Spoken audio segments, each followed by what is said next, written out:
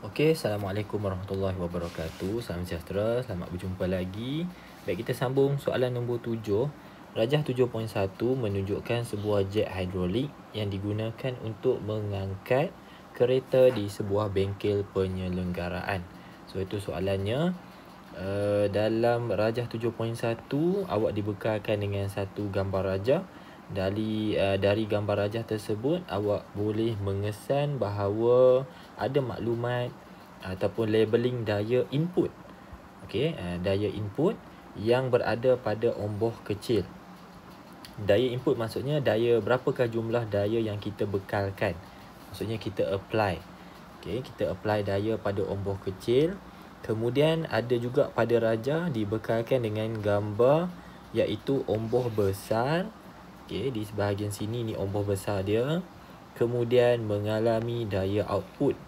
Okey, so kalau saya suka untuk label siap-siap berdasarkan apa yang saya belajar. So, saya belajar dalam prinsip Pascal. Sebab jet hidrolik ni saya tahu dah dia dekat-dekat SPM ni, memang saya tahu jet hidrolik ni adalah aplikasi bagi prinsip Pascal. Prinsip Pascal nyatakan kalau dalam satu sistem yang tertutup, enclosed fluid, sistem bendalai yang tertutup, yang dipindahkan sama banyak adalah tekanan. Nombor 1, dalam satu sistem tertutup, daya dipindahkan secara seragam ke semua arah dalam bendalai.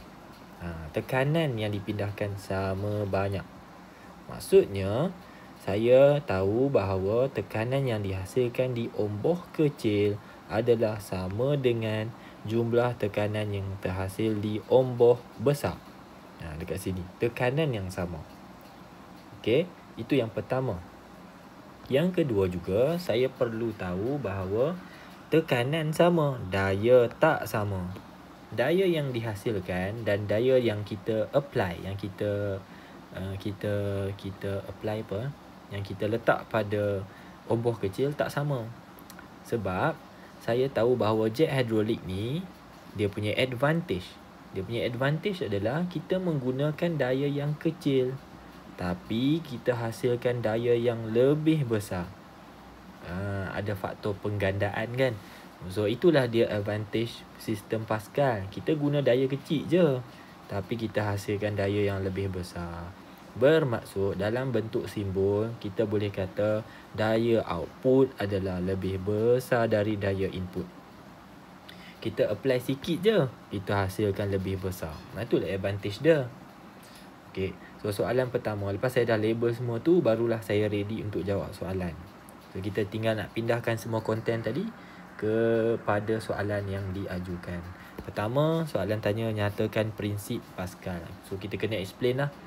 Pascal cerita apa? Pascal kata tekanan dalam satu sistem bendalai tertutup, enclosed fluid, tekanan itu tadi saya kata dipindahkan. Macam mana cara dipindahkan? Dipindahkan secara seragam.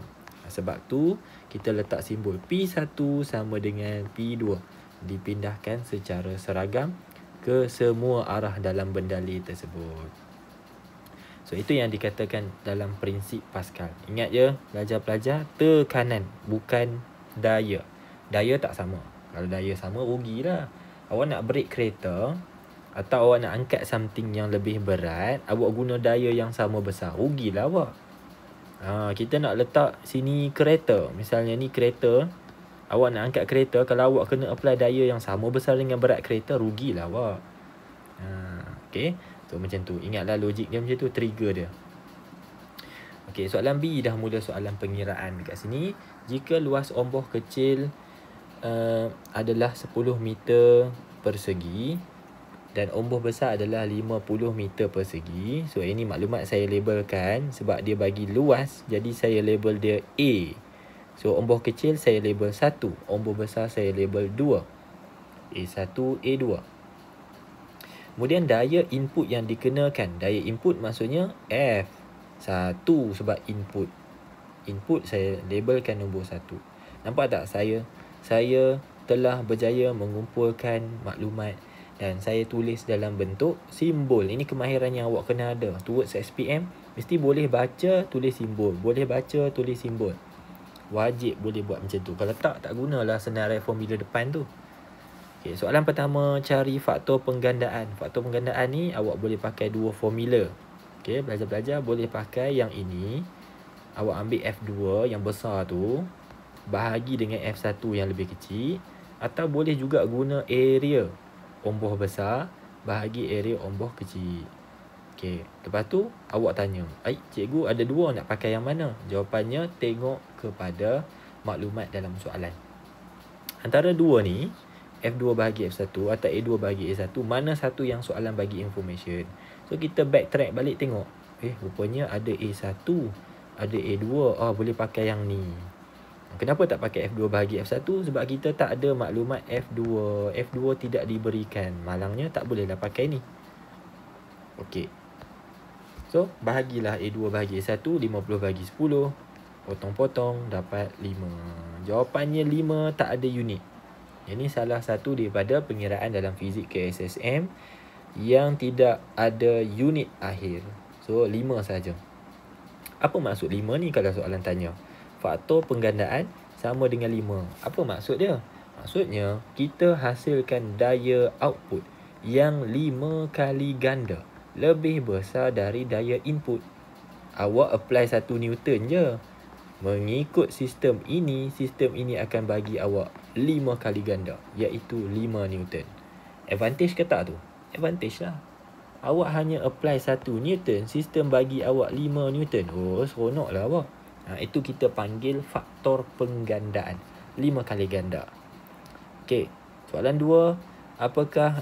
Hitungkan daya output yang terhasil. Daya output 2. So, F2. So, berdasarkan formula tadi, kita dah tahu dah. F2 bahagi F1 samalah dengan 5. Kita masukkan dalam satu formula. Okey, 5 dah 12 dapat 60 unit. Jangan lupa daya dalam Newton. Okey, seterusnya soalan C, 3 jenis jet hidrolik. Dia bagi awak 3 pilihan P, Q, R. So awak kena pilih berapa? Pilih 1. Macam mana tahu pilih 1? Ciri yang terbaik. 1 je lah. Pilih 1 sahaja. So berdasarkan apa? Berdasarkan pertama, faktor penggandaan. Cuba tengok kolom faktor penggandaan. Dalam kolom faktor penggandaan, dia bagi dalam bentuk nombor. Okey, jadinya teknik menjawab tak boleh tulis nombor. Okey, tak boleh tulis nombor. Dekat sini ada sikit pembetulan Okey. So, tadi sikit pembetulan pula. Ini penegasan teknik. So, bila nombor, tak boleh tulis nombor. Kena tulis sama ada awak nak pilih yang paling besar atau yang paling kecil. Maksudnya besar ke kecil. Besar atau kecil. Panjang atau pendek. Tebal atau nipis. Yang macam tu. Okey, jangan sesekali tulis nombor. So, ini jawapan saya. Lebih besar. Perkataan lebih saya highlight kerana menurut penandaan terkini, jika dalam kolom tulis ada nombor, awak kena letak lebih. So, kalau saya ambil besar, saya akan tulis lebih besar. Kalau saya pilih kecil, saya akan tulis lebih kecil. Macam tu. So, kenapa nak faktor penggandaan lebih besar?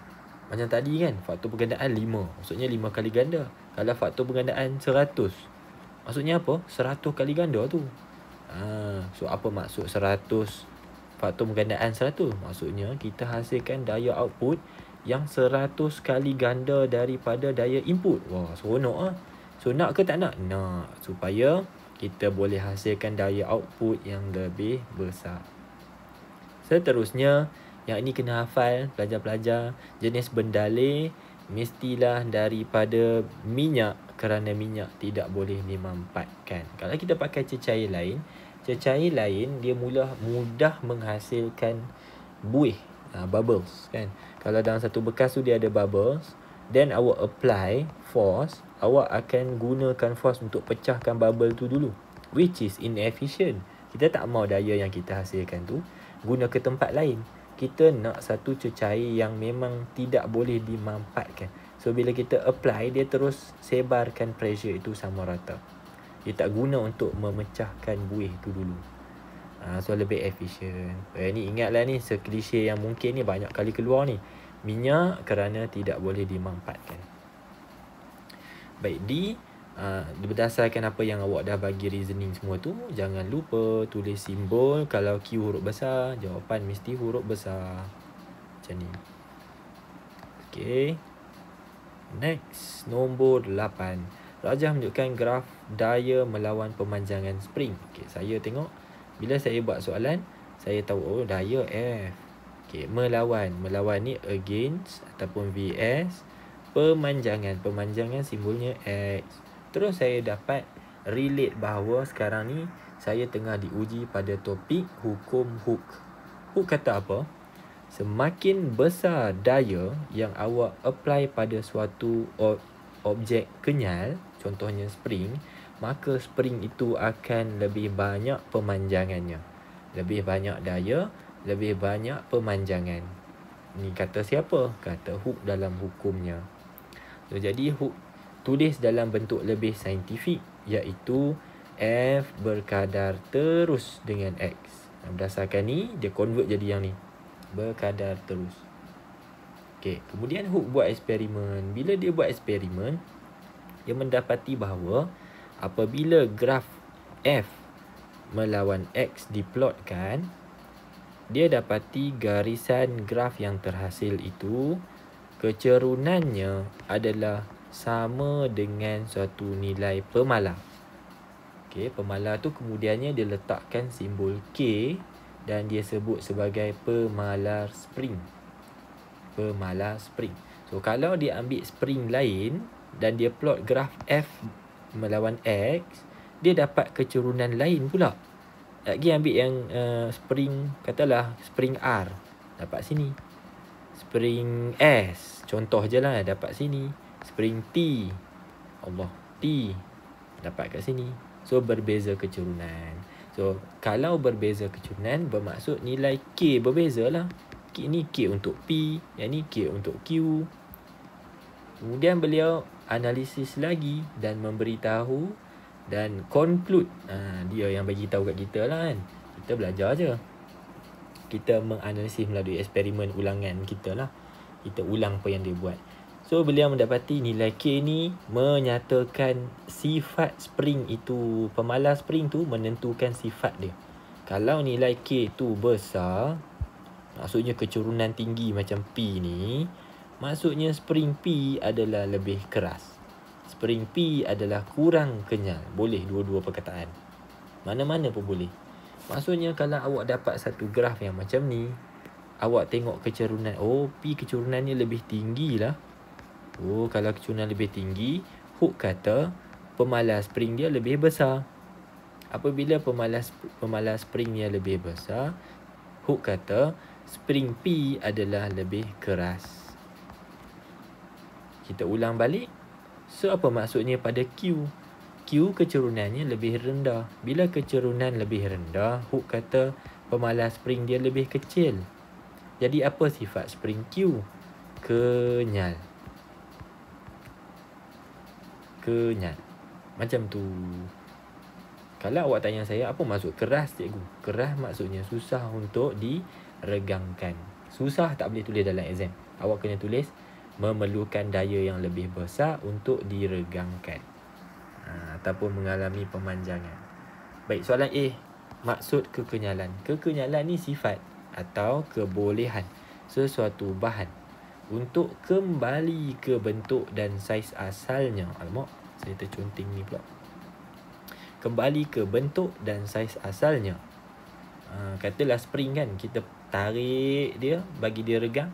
Lepas kita lepaskan daya, kita alihkan daya ke atasnya, spring itu boleh balik ke bentuk dan saiz asalnya. Kalau spring tu kenyal. Kalau kita buat dekat kertas, boleh tak? Tak boleh. Kertas kalau awak tarik, dia tidak meregang dan tidak kembali ke bentuk asalnya. Boleh jadi dia terkoyak. So kertas tidak ada sifat kekenyalan. Okey. Seterusnya B, hitung tenaga keupayaan. Okey, setiap objek yang kenyal dia ada simpan tenaga apabila awak regangkan atau awak mampatkan. So dalam soalan ni, spring tu diregangkan sampailah dia memanjang sebanyak 0.04 meter. So soalannya minta cari tenaga, tenaga simbolnya E, pemanjangannya X. Okey, formula bagi tenaga keupayaan kenyal. E sama dengan setengah Fx. Masukkan nilai yang awak akan jumpa X adalah 0.04. F awak kena tengok pada rajah atas.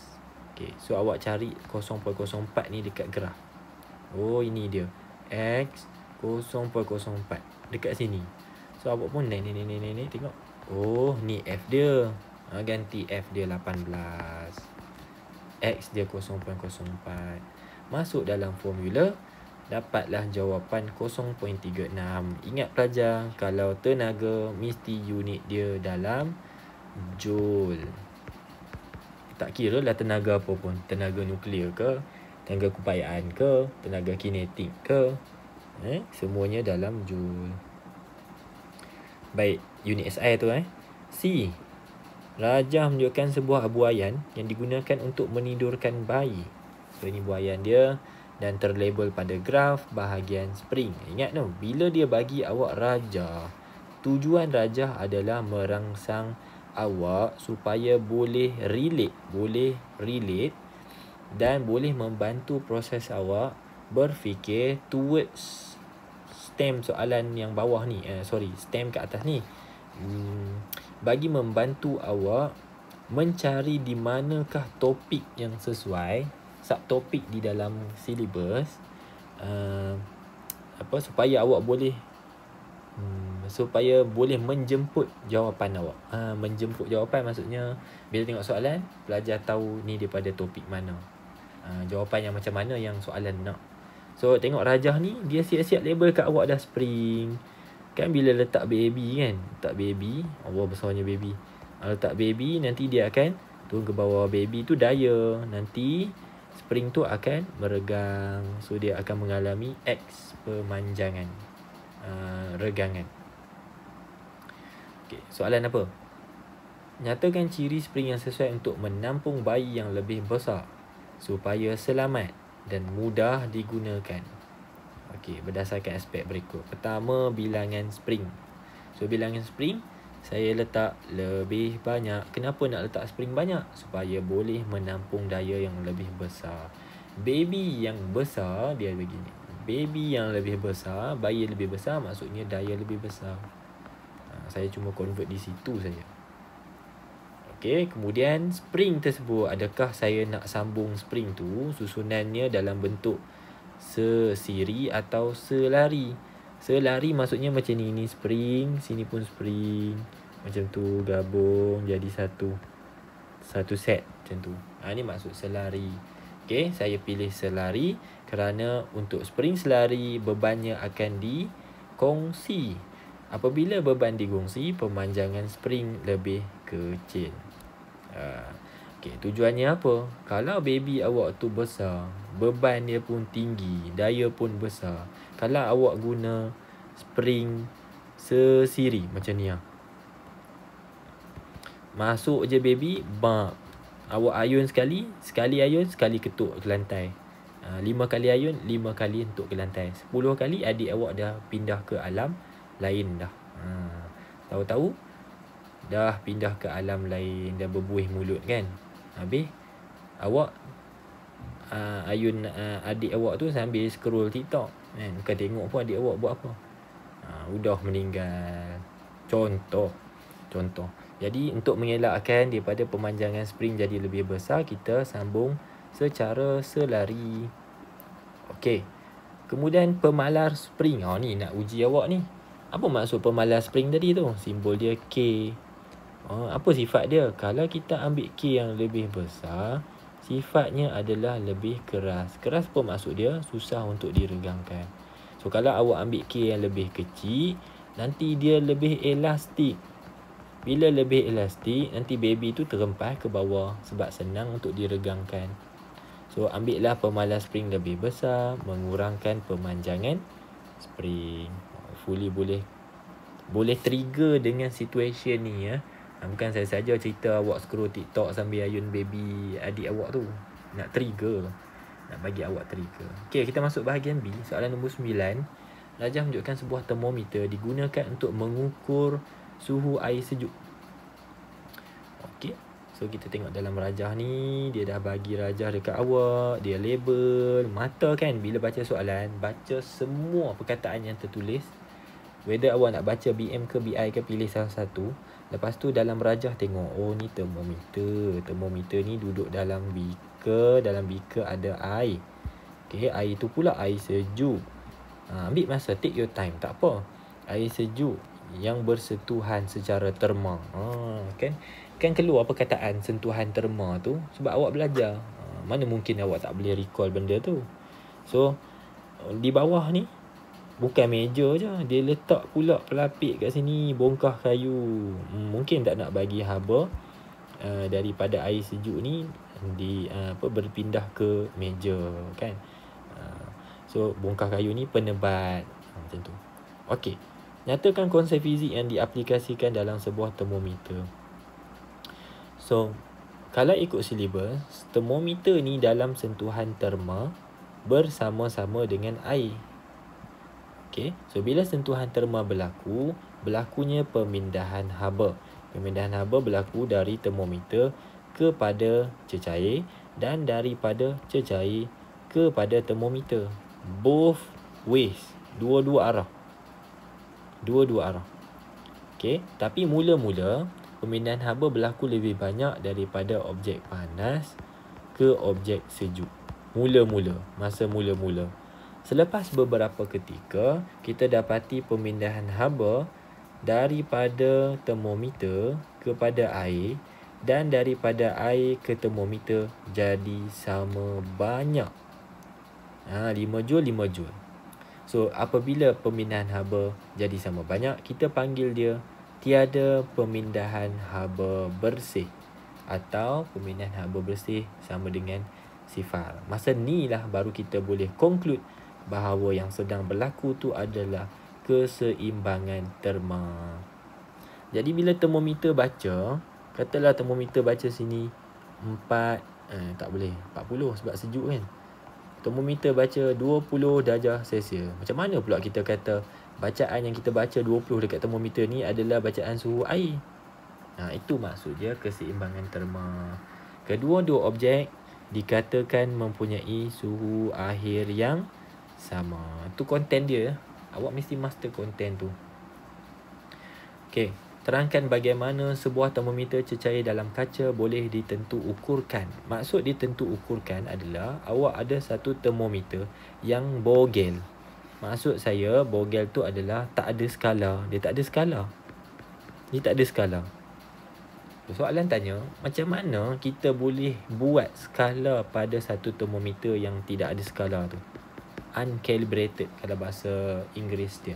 So from this number 1 to this part here, sampai kita boleh jumpa sini 5, sini 25, sini 70. Macam mana boleh jadi ni? So this is the flow. Ini caranya. Pertama, ambil termometer itu dan masukkan ke dalam satu bekas berisi ais. Nanti bila kita masukkan dan tunggu sampai keseimbangan terma berlaku, termometer di dalam merkuri di dalam termometer akan naik sampai 1 aras. Okey, kita ambil dan kita tanda. Nampak tak? Kita tanda kawasan termometer naik tu dan tanda dia sebagai sifar, kosong. Itu dia kita punya 0 darjah Celsius. Tandakan kosong. Bermaksud 0 darjah Celsius kat situ. Macam mana cikgu boleh tahu 0 darjah Celsius, cikgu? Dah kita letak dekat ais. Takkan pula 400. Mestilah kosong. Kemudian termometer yang sama, kita alih dan bawa dia, kemudian masukkan ke dalam air yang mendidih pula. Bila masuk dalam air yang mendidih, merkuri yang dalam termometer ni dia akan memanjang. Berlakunya pemanjangan tu naik ke atas. Okey, dia panjang tak kat mana, kita tanda. Lepas tu kita tulis 100. Menandakan 100 darjah Celsius. Air macam mana cikgu tahu 100 darjah Celsius cikgu? Dah kita letak dalam air yang mendidih, memanglah suhu dia 100. Itu konsep yang kita tahu dah. Air mendidih suhu 100. Air membeku ais membeku pada suhu kosong. So tandakan 100. Okey, dah dapat dah kan? Dapat kosong, dapat 100. Dua tempat dah kita tanda. Dekat kosong pada, dekat 100 pada. Okey, next step yang paling crucial adalah dalam panjang kosong hingga 100 itu kita bahagikan kepada 100 bahagian sama banyak. 100 bahagian tu juga kita sebut sebagai 100 senggatan. Ambil pembaris, kita pun ukur panjang ni. Lepas tu kita bahagi 100. Buat senggatan. Dapatlah 100 bahagian sama panjang. Macam gitu. Dan kemudian poin keempat dan yang terakhir, kita menganggap bahawa satu senggatan samalah dengan 1 darjah Celsius. So benda ni of course adalah suatu konsep dan kita dekat kilang tak adalah sampai tahap macam ni. Kan? Kalau dekat kilang buat termometer, ada seorang-seorang pekerja dia buat nombor 1, sebelah dia buat nombor 2, sebelah dia buat nombor 3. Lepas tu orang last sekali tu, dia kerja dia ambil marker, dia tanda. Jenuh lah macam tu. So sekarang ni kita semua buat computerized. Kita dah tahu dah selevel mana, setakat mana kita nak printkan senggatan tu. Tinggal masuk merkuri, printer, lepas tu letak jenama. Macam tu je lah. Tapi ada masa-masa mereka buat QC untuk tentukan betul ke kat sini 100, kat sini kosong, macam tu. Baik, saya harap saya tak tulis jawapan dalam bentuk ayat, saya buat dalam bentuk diagram. Sebab saya dengar teknik pelajar sekarang ni dia lebih suka. Saya dengar ZRA cakap dengan siapa tau, kita kena buat gambar atau nota kita dalam bentuk gambar. Sebab kita trigger pictures lebih banyak daripada trigger words. Teorinya lah, harap membantulah awak. Okey, C. Jadual 9 menunjukkan reka bentuk dan spesifikasi 4 termometer klinik. Macam mana dia tahu termometer klinik ya? Awak kena tengok dekat sini, tengok ni dengan sini. Kalau skill dia dalam 34 hingga 42, yang tu termometer klinik. Ada ke yang lain? Ada. Cuba awak tengok bawah. Pergi sampai 90. Ada ke manusia yang pergi klinik demam, suhu dia sampai 90? Tak ada. Yang ni lebih kepada termometer makmal. Tu beza dia. Harap awak boleh dengar dan boleh ingat lah. Ni nama dia termometer makmal sebab julat dia tu tak sesuai dengan suhu badan manusia.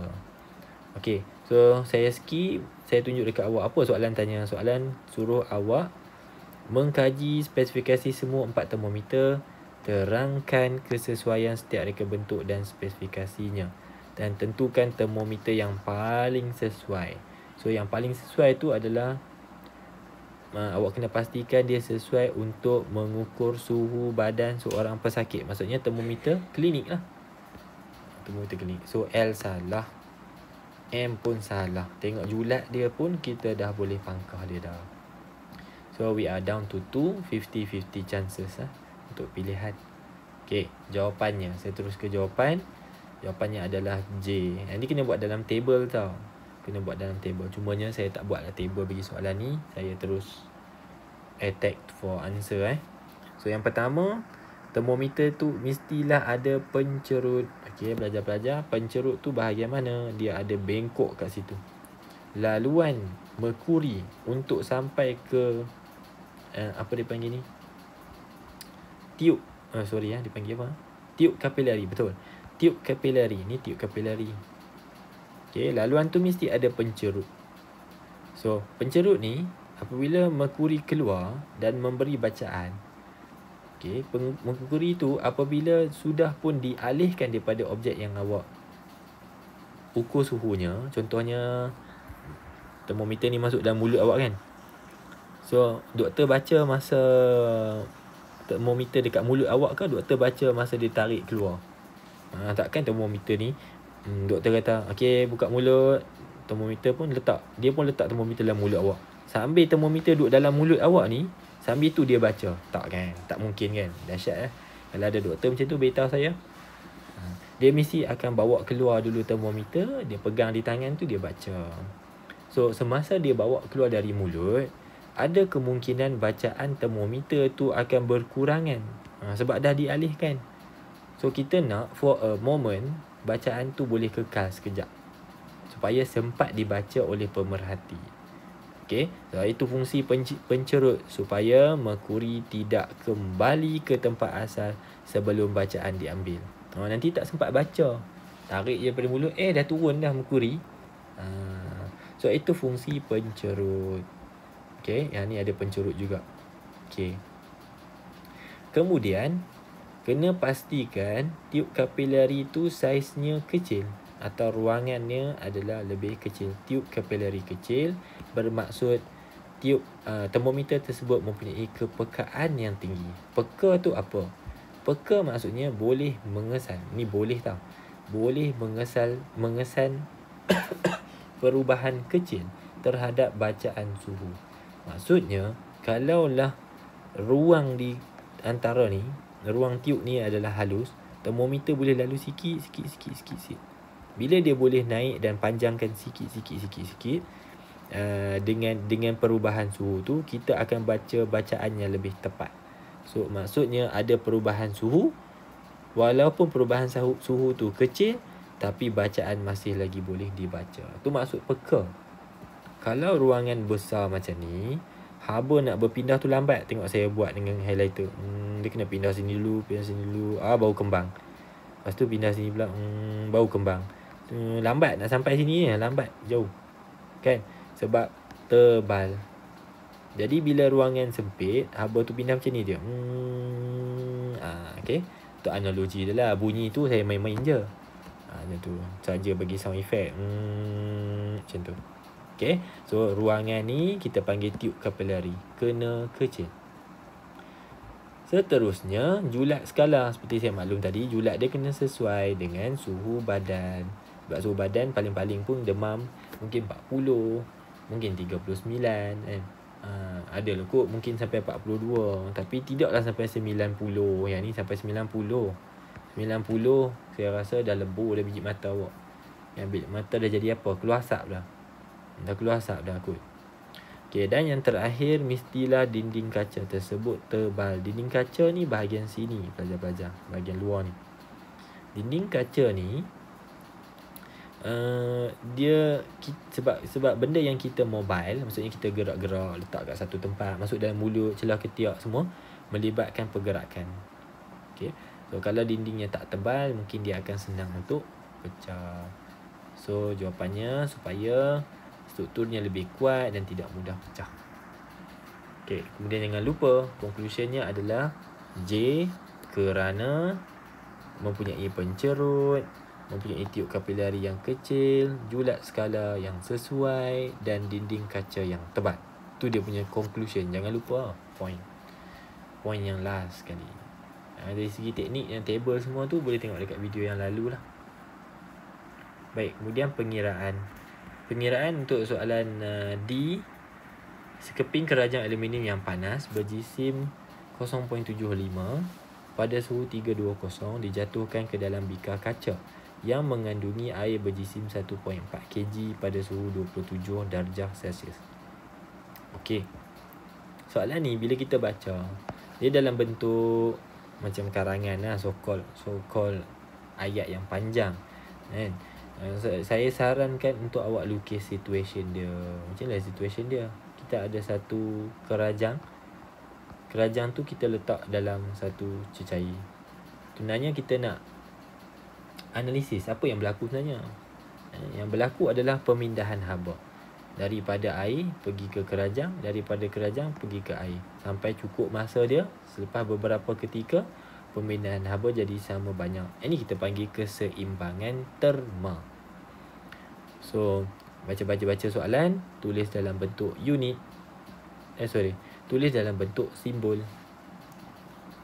Alright. Soalan 1.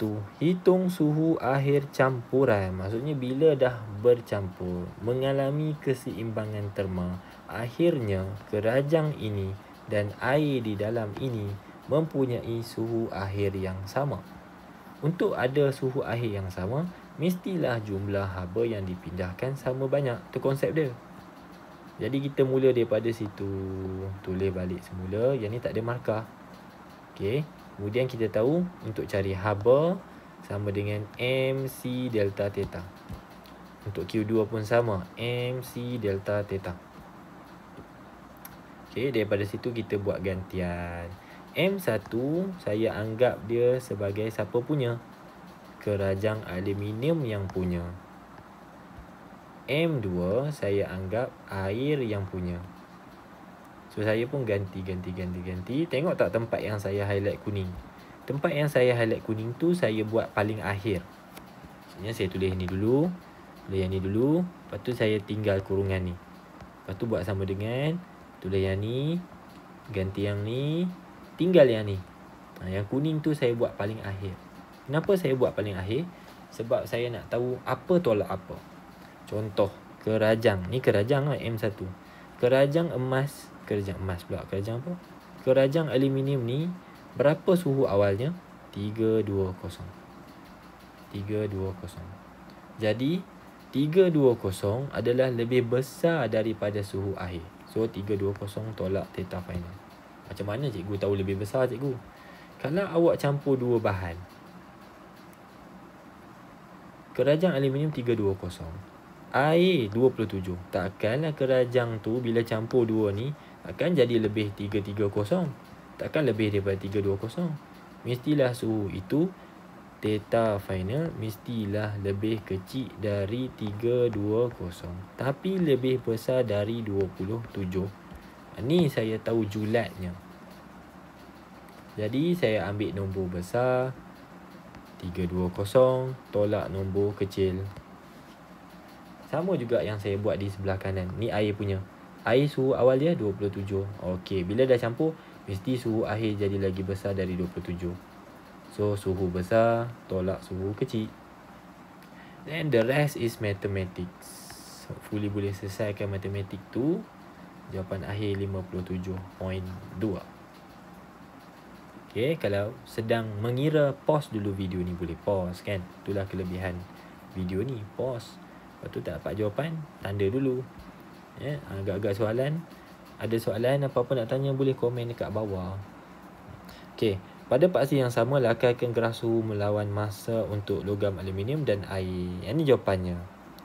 Okey, saya labelkan warna hijau ni sebagai aluminium. So, apa berlaku pada aluminium? Suhu awalnya 320. So, bila dah berada di dalam keadaan keseimbangan terma, suhunya akan turun kepada satu suhu akhir 57.2. Sebaliknya berlaku kepada air. Air saya buat warna biru. Air suhu awalnya 27. Bila berada dalam keseimbangan terma, suhunya meningkat mendadak. Naik sampailah suhu akhirnya 57.2 juga.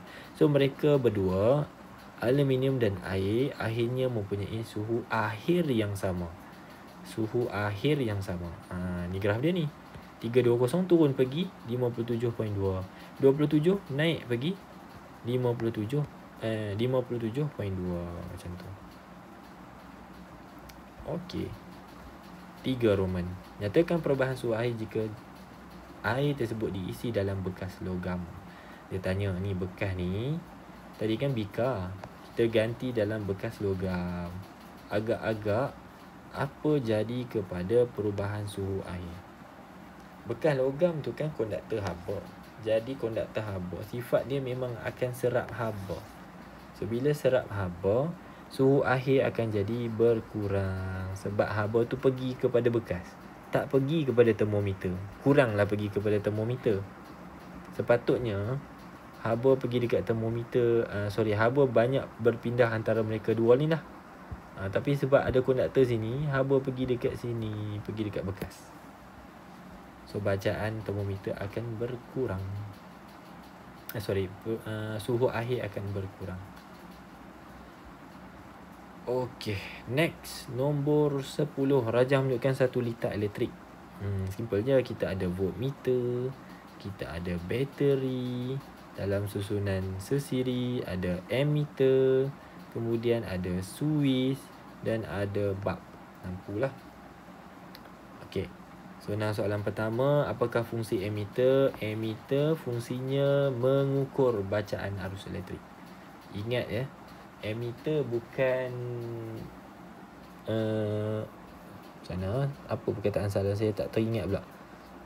Tak apa, nanti saya teringat saya cerita. Bukan mencatat, bukan terpesong. Sebaliknya mengukur. Dan perkataan arus tak boleh ditinggalkan macam tu je. Arus sahaja salah. Mesti arus elektrik. Wajib. Okey, 2 Roman. Terangkan apa yang berlaku pada bacaan ammeter. 1. Dan bacaan voltmeter.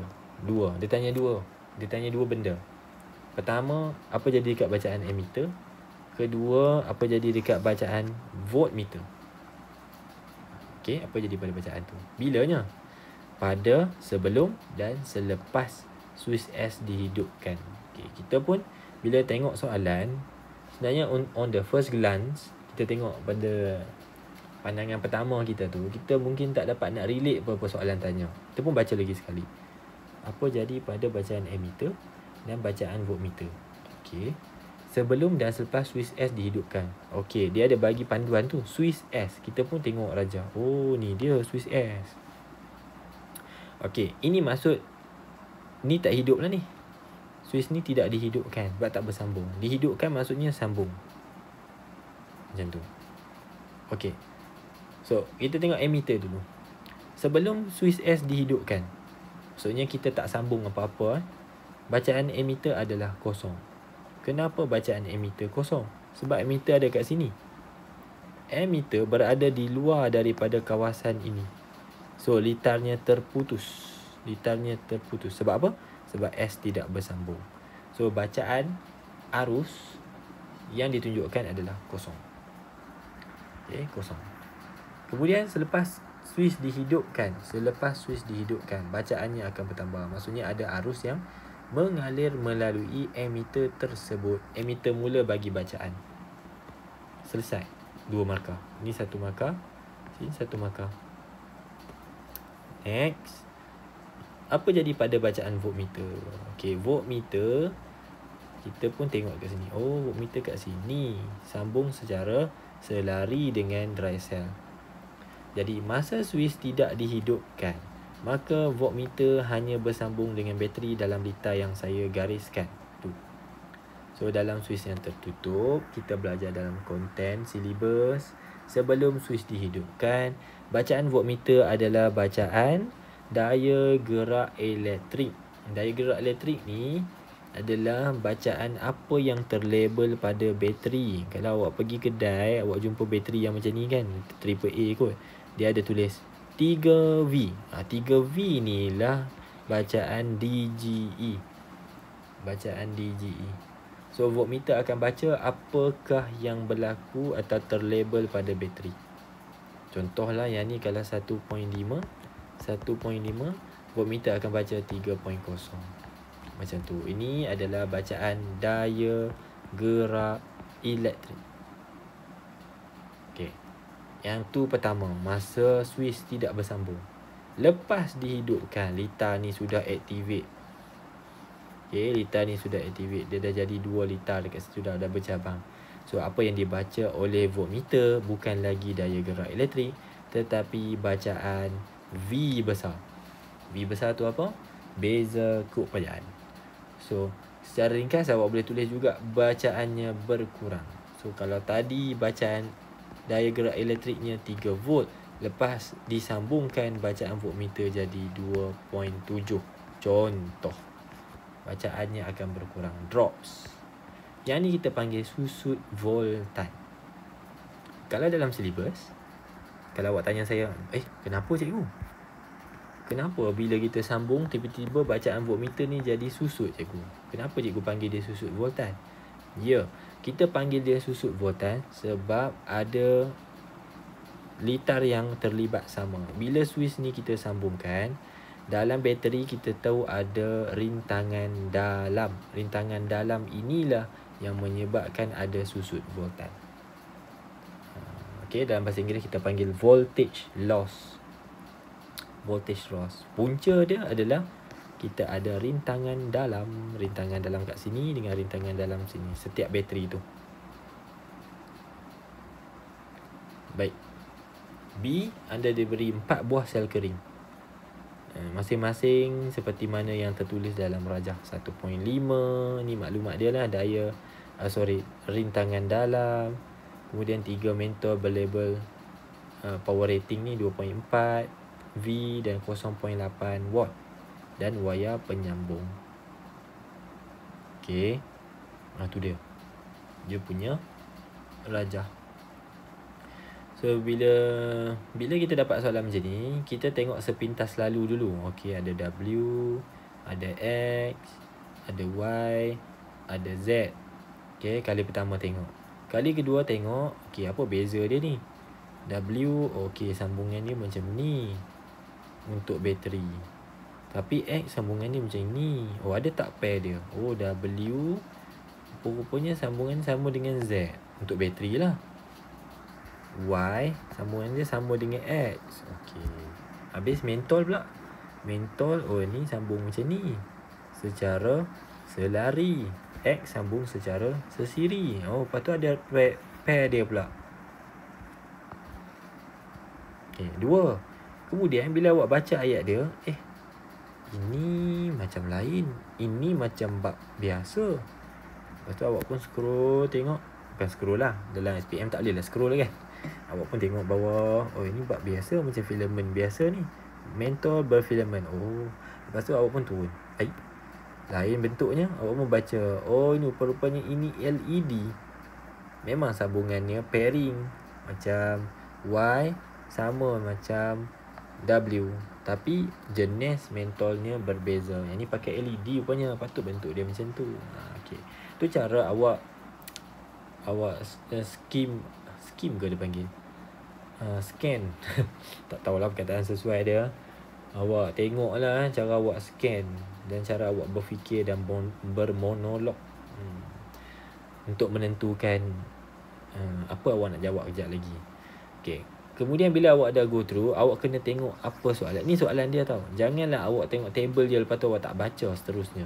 Cari dan baca sampai jumpa hujung ayat dia ada markah. Okey. Saya sarankan bila baca soalan, baca. Lepas tu awak dah jumpa bahasa Inggeris. Okey, ni tak payah baca bahasa Inggeris. Tentukan litar paling sesuai. Oh, ada markah. Okey, dah habis baca soalan. Macam tu. Jangan tengok table. Sebenarnya aku nak kena buat apa ni? Sebenarnya kenapa aku perlu pilih satu ni? Kenapa aku nak kena pilih satu? Berdasarkan apa? So, kalau ada macam tu persoalan yang timbul, maksudnya awak belum habis baca soalan. Baca sampai habis, sampai jumpa markah. So, berdasarkan jadual 10, nyatakan ciri litar yang sesuai untuk menyalakan mentol dengan kecerahan yang lebih terang dan tidak mudah terbakar. Maksudnya, barulah awak baca dan tahu soalan nak attack awak dekat sini.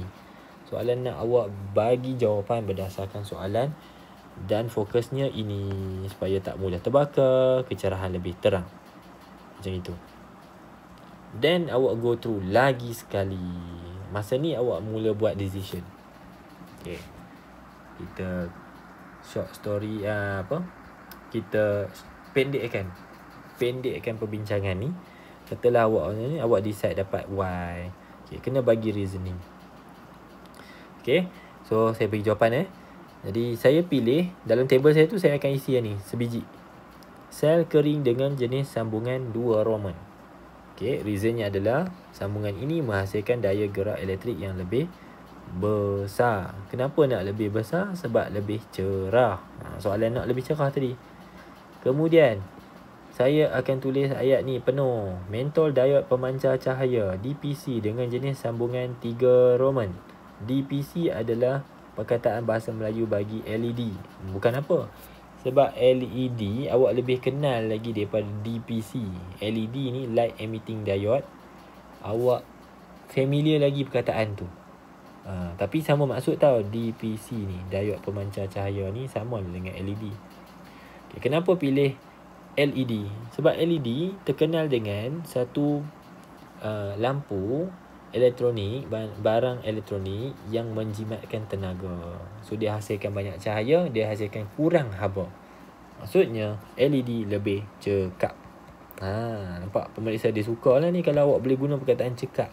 Sebab awak ada belajar kecekapan, efisiensi dalam silibus. So jimat tenaga lebih cekap, kecekapan lebih tinggi. Kemudian kenapa ambil 3 Roman, tak ambil jenis lain? Sebab dengan sambungan seperti ini, iaitu sambungan secara selari, jumlah rintangan berkesan lebih rendah. Apabila rintangan berkesan rendah, maka arus boleh mengalir lebih banyak. Macam tu. Dan yang terakhir, ambillah wayar penyambung dengan kerintangan paling rendah. Ingat je, kerintangan tu macam nak sama dengan rintangan. Tak sama. Kalau mengikut formula, rintangan sama dengan kerintangan darab dengan panjang bahagi dengan ketebalan, atau kita panggil luas keratan rentas. Ini rintangan, ini kerintangan. Tak sama. Tak sama. Kerintangan tak sama dengan rintangan. Tetapi kalau kerintangannya rendah, ni nombor ni kecil, maka rintangan juga akan jadi rendah. Macam tu. So itulah dia reason kenapa kita pilih wayar yang berkerintangan rendah. Last sekali jangan lupa pilih Y. Kerana awak akan pilih Y kerana awak tulis kat kolom sebelah dia, kerana mempunyai sel kering dengan sambungan 2, mempunyai metode daya pemancar cahaya, bla bla bla bla, kan? Panjang sangat. Lepas tu menggunakan LED dan wayar penyambung yang berkerintangan rendah. Okay. Format wise tengok video lain lah. Saya banyak dah buat kan. Awak sepatutnya dah tengok beberapa tahun dah ni. Saya sarankan awak tengok beberapa tahun tak rugi, insya-Allah. Tengok daripada 2022, 2023, 2024, 2025 ataupun 2023 lah, 2023 sampai 2025. Layan je sambil makan nasi, layan tengok. Insya-Allah ada yang dekat tu. Lagi banyak awak tengok, lagi banyak lah insya-Allah boleh masuk. Hopefully. Okay, pengiraan C. Rajah menunjukkan 1 liter elektrik. Bacaan emitter adalah 0.857. So saya pun cepat-cepat tulis I sama dengan. Bacaan emitter adalah bacaan arus elektrik. So saya tahu arus elektrik, simbolnya I. Saya label. Nanti bantu saya ni. Dia akan membantu saya. Okay, kemudian saya pun baca soalan sampai habis. Apabila Swiss S dibuka, macam pernah je cikgu saya ajar, Swiss terbuka. Swiss terbuka. Saya pun label ataupun saya boleh ambil highlighter, saya highlight. Okay, ada something yang dia cuba sampaikan kat sini.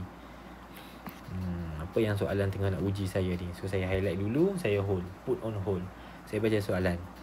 Dah tengok dah gambar. Okay, baca soalan. Okay, hitungkan rintangan berkesan. Rintangan berkesan maksudnya total. Total. Rintangan ni disebabkan oleh perintang. Perintang kita ada 3. Okay, kalau kita tambah saja, dia jadi macam soalan budak-budak. Takkanlah perintang kita sambung macam ni, kita tambah semua. So kalau total, kita kena tengok sambungan. Okay, sambungan ni kita buat dari luar. Contohnya bahagian yang saya bulatkan ni. So 4 dengan 10 ni sambung secara sesiri. Dalam silibus, rintangan yang disambung secara siri kita tambah saja. Kita tambah direct. So 4 tambah 10, 14. Okay, rintangan kita ambil 4 tambah 10 dapat 14. Habis cikgu, kenapa tak kira yang 6 ni cikgu? 6 ni bukan ke cikgu saya ajar? Oh cikgu, 6 dengan 14 ni cikgu, dia duduk dalam keadaan selari pula. Kenapa tak ambil 6 cikgu? Sebab soalan mention Swiss dibuka. Swiss dibuka maksudnya tak sambung je. Tak bersambung. Jadi lita ni macam tak ada apa-apa. Macam tu. Okay, doesn't matter. Jadi kita kira yang ni je lah. 4 tambah 10, 14. Okay.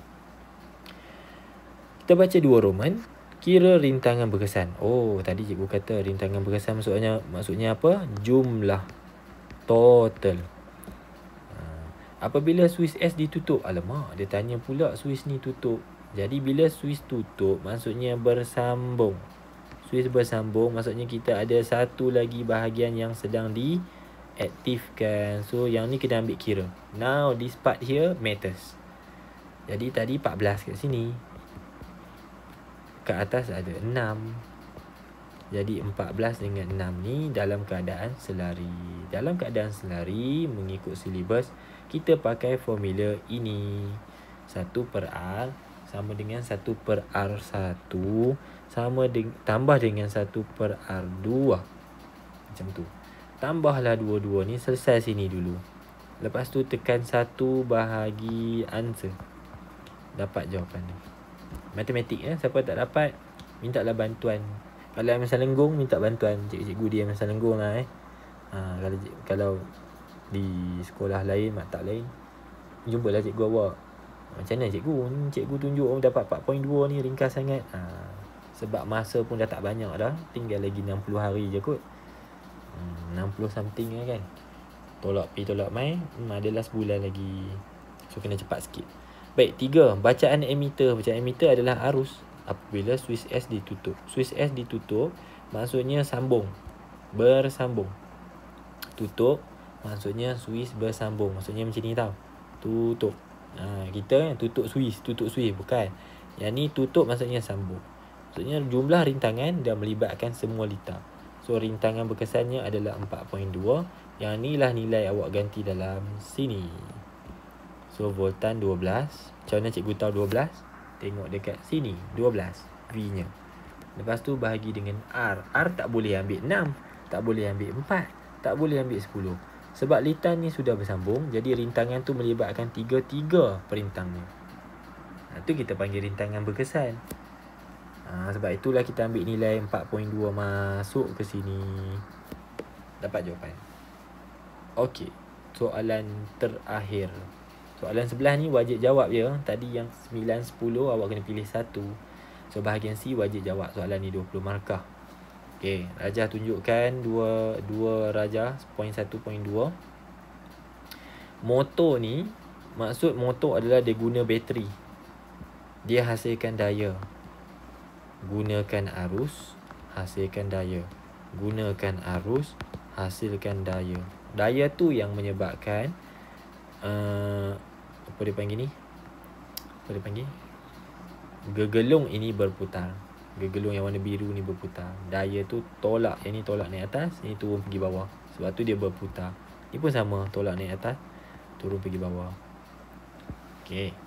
Tu maksud motor. Motor dia use current, electric current, to generate force. Tu motor. Kalau generator lain. Generator kita use motion ataupun force. We generate induced current. Tu cerita pasal generator, cerita lain lah. Tempat lain. Okay. Alhamdulillah. So sebelah poin 1, soalan kata dia buat 2000 putaran seminit ni. 2000 putaran dalam 1 minit. Sebelah poin 2, 3000 putaran 1 minit. Oh, ni lagi banyak putaran dia. Mestilah dia lagi laju kan. Lepas tu dia boleh buat jumlah putaran lebih banyak dalam seminit. Mungkin kan. Kita pun tengok Rajah. Jumlah bateri sama.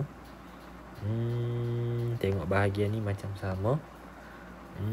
Jumlah kedudukan utara selatan. Oh, sama.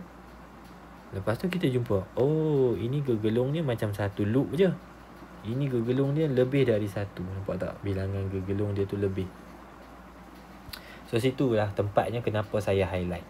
So saya highlight situ sebab saya nak beritahu dekat otak saya, okay, saya put on hold one information supaya kita boleh consider nanti. Macam tu cara awak treat otak awak. Okay, kita letak checkpoint sini, sekejap lagi kita boleh pergi sini balik.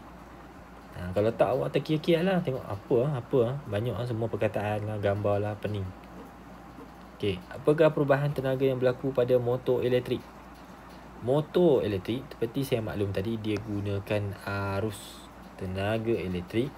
Dia hasilkan daya. Bila daya terhasil, daya tu tolak gegelung. Ini tolak atas, ini tolak bawah.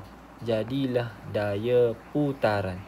Daya putaran. Bila berputar, maksudnya gegelung bergerak. Dan setiap objek yang bergerak akan possess tenaga kinetik. Sebab tu jawapan dia macam tu. So, bila perubahan tenaga, teknik menjawab perubahan tenaga mesti ada anak panah. Dari tenaga A pergi tenaga B, mesti connected by arrow and arrow. Kalau tak nak buat arrow, boleh. Boleh. Kena buat ayat tenaga elektrik kepada. Boleh tukar perkataan kepada dalam bentuk perkataan juga. Okay, seterusnya B. B ni, soalan B nombor 11, hati-hati pelajar. Dia 5 markah. Bila 5 markah, dah lah banyak. Dia buat dalam satu ayat macam ni pula. Dia macam tuliskan esei kepada kawan anda di New Zealand. Pendek soalannya kan. Padahal soalan ni will contribute to 5 marks sampai 5 markah. So kena baca balik. Macam mana cara baca? Baca dan gariskan. Pertama, bandingkan ni kena garis. Sebab awak akan baca berulang kali. Soalan pertama, bandingkan bilangan lilitan gegelung. Nampak tak saya buat warna biru? Bandingkan bilangan lilitan gegelung. Tu satu soalan. Soalan pertama dan 1 markah. So, yang ni untuk tujuan latihan saja. 11.2 lebih banyak daripada 11.1. Ni tujuan latihan je tau. Kalau dalam exam, tak boleh lah buat ringkas macam ni. Awak kena buat ayat dia. Bilangan lilitan gegelung dalam rajah 11.2 lebih banyak daripada bilangan lilitan dalam 11.1. Okay, teknik ni saya dah bincang dalam video yang lepas. Pergi cari. Exam jangan buat macam ni ya. Okay, hati-hati. So, itu soalan pertama. Mana soalan kedua? Bandingkan. Nampak saya baca lagi sekali. Yang saya garis ni saya baca lagi sekali. Bandingkan bilangan putaran seminit. So, soalan kedua, bilangan putaran seminit. Takkan tak boleh jawab. Ni 11.1 2000, 11.2 3000. Allah, nak banding tu je. Tu pun tak boleh, takkan lah kot kan. Okay, so 11.2 lebih banyak dari 11.1. Cuma awak akan pening kalau awak tak garis dan baca balik bandingkan setiap kali.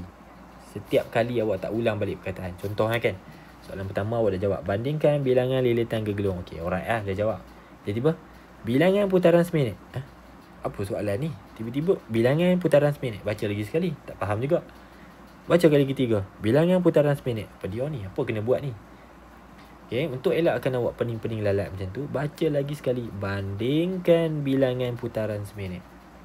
Barulah faham. Soalan suruh banding bilangan putaran seminit. Okay. So lagi sekali nombor 3 yang warna hijau ni, bandingkan kelajuan motor. Macam tu. Okay, itu teknik dia tau. Teknik dia highlight dan garis. Garis tu awak kena baca berulang kali. Berapa kali? 3 kali. So 3 markah, 1 markah, 2 markah, 3 markah. Mana lagi 2? Sebab 5 markah ni. 2 lagi adalah hubung kait. Hubung kaitkan bilangan lilitan gegelung dengan bilangan putaran seminit. 1 markah. Dan hubung kaitkan antara bilangan putaran seminit dengan kelajuan motor. Dekat situ 2 markah awak. So, semakin bertambah bilangan lilitan, semakin bertambah bilangan putaran seminit. 1 markah. Last mark adalah semakin bertambah bilangan putaran seminit, semakin bertambah kelajuan motor. Untuk 2 markah terakhir mesti pakai format hipotesis. Macam mana format hipotesis? Semakin semakin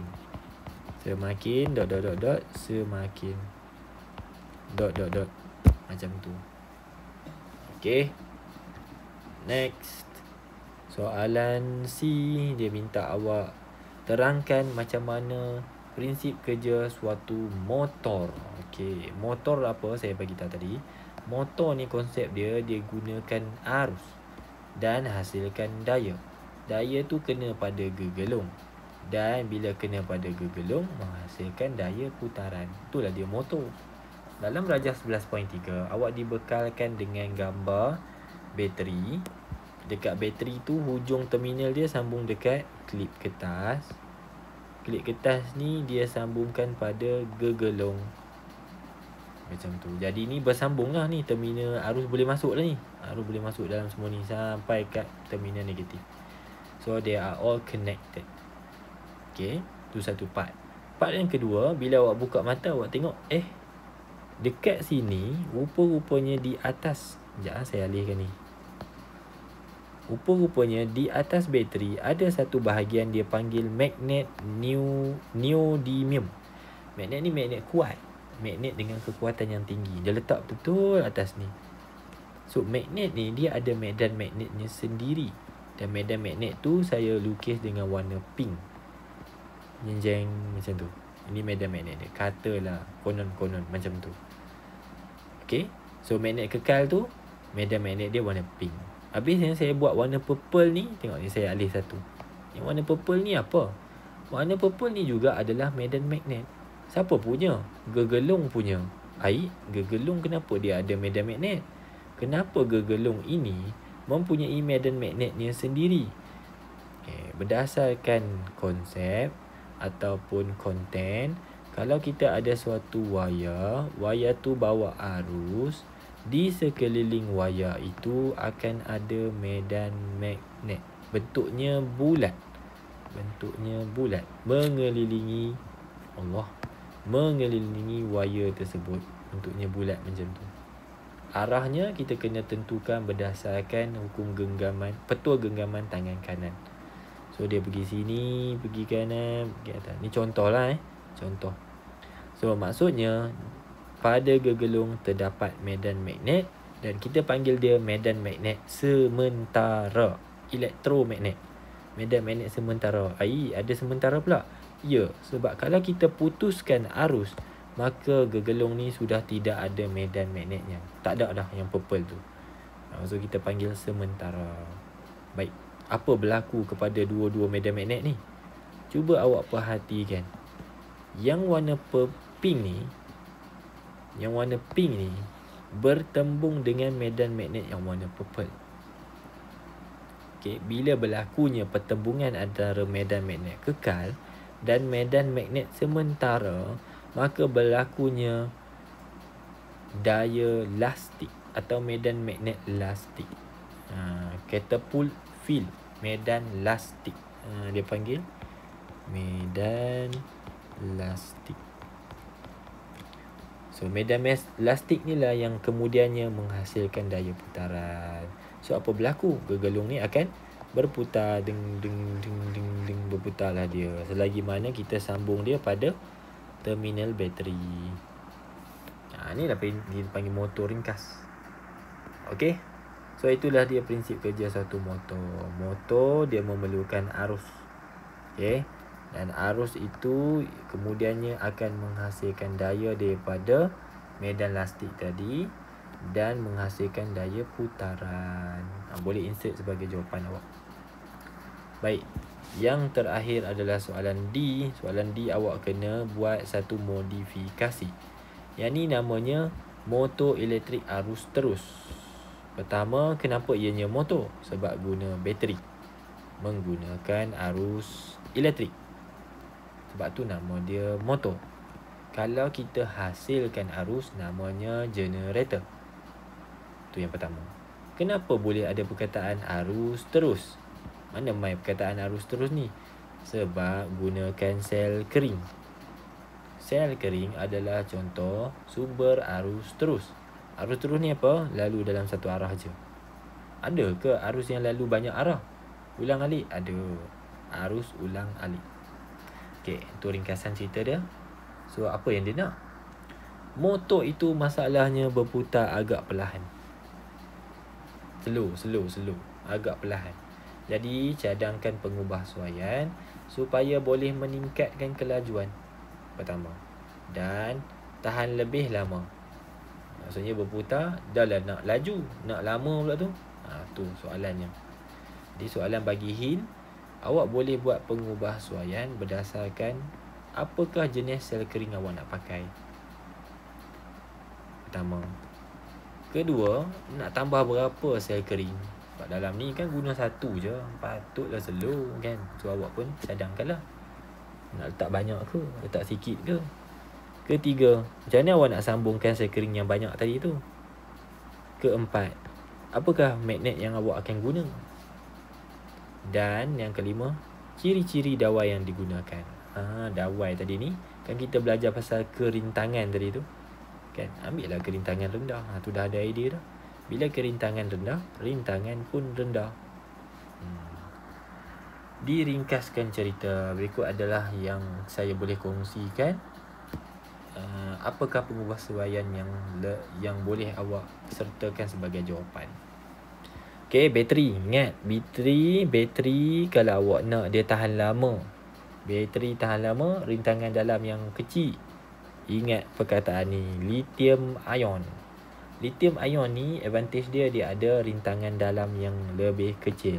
R kecil dia tu kecil je. Jadi arus yang mengalir lebih besar. Kedua, banyakkanlah jumlah sel kering tu. Tak perlu tulis nombor pun. 20 ke 40 ke tak payah. Lebih banyak. Okey, lebih banyak sel kering bermaksud lebih banyak daya gerak elektrik.